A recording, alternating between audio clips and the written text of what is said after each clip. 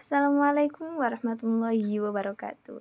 Alhamdulillahirrabbilalamin. Wassalatu wassalamu ala ashrafil anbiya wal mursalin Sayyidina Muhammadin wa ala alihi washabihi ajmain, amma ba'du. Kepada yang terhormat Ibu Pengampu Mata Kuliah Sistem Informasi Manajemen, yaitu Ibu dosen Ibu Amma Faziza SOS MAP, dan yang terhormat kepada teman-teman semua.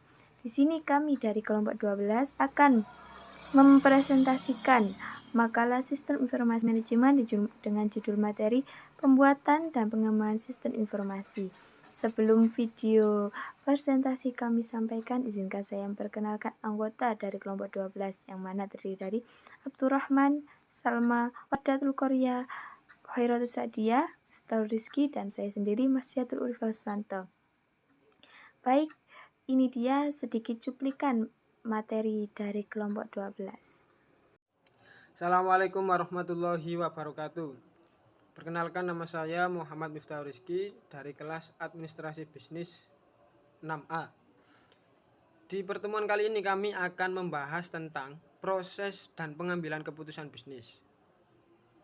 Sebelum melakukan perbaikan dalam pengambilan keputusan perusahaan dengan sistem investasi, kita harus lebih dahulu memahami tentang sifat keputusan dan proses pengambilan keputusan. Ada kebutuhan informasi yang berbeda pada tingkat tanggung jawab yang berbeda dalam organisasi yang mempengaruhi jenis keputusan yang dibuat pada setiap tingkat. Di sini ada 3 poin penting yang harus kita perhatikan. Poin yang pertama yaitu tentang jenis keputusan. Karakteristik keputusan yang dihadapi oleh manajer pada tingkat yang berbeda sangat berbeda. Keputusan dapat diklarifikasikan sebagai terstruktur, semi terstruktur, dan tidak terstruktur. Untuk poin yang kedua yaitu sistem untuk dukungan keputusan.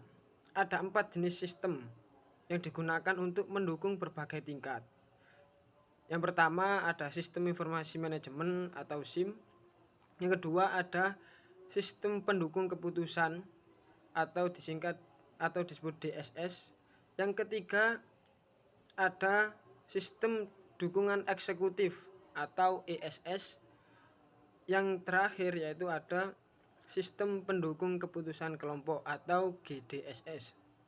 Untuk poin yang terakhir yang harus kita perhatikan yaitu tahap dalam proses pengambilan keputusan. Pengambilan keputusan terdiri dari beberapa aktivitas yang berbeda.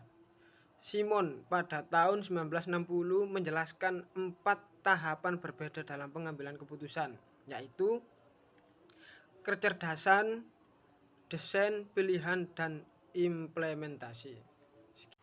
Baiklah, terima kasih atas penjelasannya.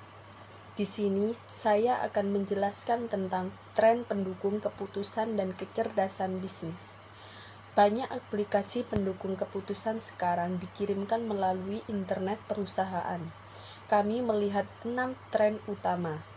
Yang pertama adalah data seluruh perusahaan yang mendetail. Yang kedua, memperluas hak dan tanggung jawab keputusan. Yang ketiga, internet dan portal. Yang keempat, personalisasi dan kustomisasi informasi. Yang kelima, extranet dan perdagangan kolaboratif. Yang keenam, alat pendukung tim. Dan untuk materi selanjutnya yaitu jenis sistem pendukung keputusan. Saat ini ada 2 tipe dasar pendukung keputusan, yaitu model driven dan data driven. Dalam kurung Dar dan Stein 1997. Yang pertama, model driven adalah merupakan sistem mandiri yang diisolasi dari sistem informasi perusahaan, yang menggunakan beberapa jenis model untuk melakukan bagaimana, jika, dan jenis analisis lainnya. Yang kedua, data driven adalah sistem yang menganalisis kumpulan besar data yang ditemukan dalam sistem perusahaan yang besar. warahmatullahi wabarakatuh. Di sini saya akan melanjutkan materi selanjutnya, yaitu sistem pendukung keputusan pelanggan berbasis web. Pertumbuhan perdagangan elektronik telah mendorong banyak perusahaan untuk mengembangkan DSS, di mana pelanggan dan karyawan dapat memanfaatkan sumber daya informasi internet dan kemampuan web untuk interaktivitas dan personalisasi.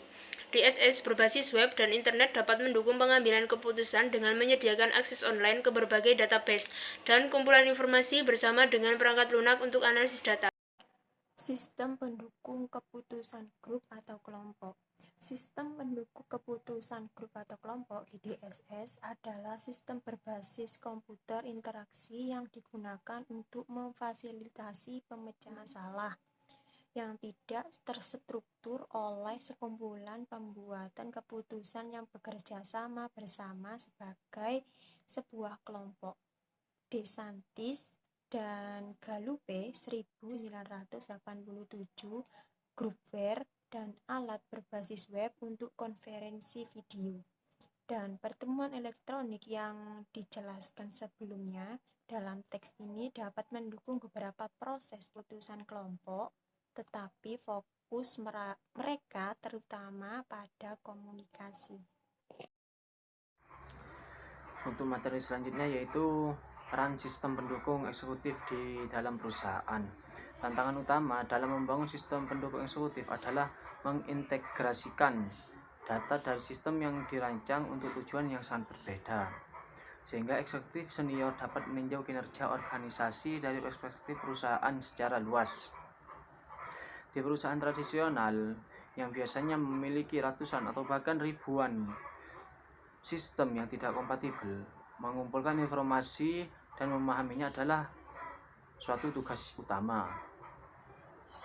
Saat ini, sistem perusahaan yang dikonfigurasi dan diimplementasikan dengan benar dapat memberi manajer informasi yang tepat waktu, komprehensif, dan akurat di seluruh perusahaan.